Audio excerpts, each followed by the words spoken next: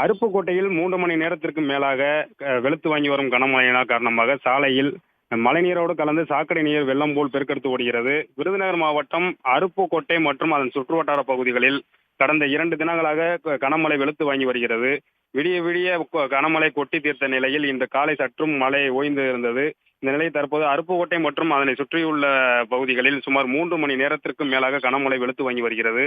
குறிப்பாக பார்த்தோம்னா அருப்புக்கோட்டை, பாளையம்பட்டி, கோபாலபுரம், கோவிலாங்குளம், ராமானுஜபுரம், செம்பட்டி, ஆத்திப்பட்டி, கஞ்சநாயக்கம்பட்டி, சேதுராஜபுரம், செட்டிக்குறிச்சி, வாழ்வாங்கி, பந்தல்குடி மற்றும் அதனை சுற்றியுள்ள பகுதிகளில் சுமார் 3 மணி நேரத்திற்கும் மேலாக கனமழை வெளுத்து வாங்கி வருகிறது. தொடர்ந்து பெய்து வரும் கனமழை காரணமாக அருப்புக்கோட்டையில் மதுரை சாலை, விருதுநகர் சாலை உள்ளிட்ட பகுதிகளில் மழைநீரோடு கலந்து சாக்கடை நீர் வெள்ளம் போல் பெருக்கெடுத்து ஓடுகிறது.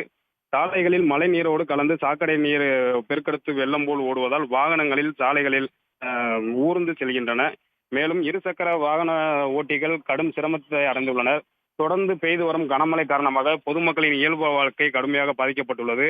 மேலும் சேதாரம் ஏதேனும் ஏற்பட்டால் அந்த சேதாரம் நடைபெற்ற இடங்களை உடனடியாக ஆய்வு செய்து நடவடிக்கை எடுக்க வேண்டும் என வருவாய்த்துறை அதிகாரிகளுக்கு வருவாய் மற்றும் பேரிடர் மேலாண்மை துறை அமைச்சர் கே ராமச்சந்திரன் அறிவுறுத்தியுள்ளார்.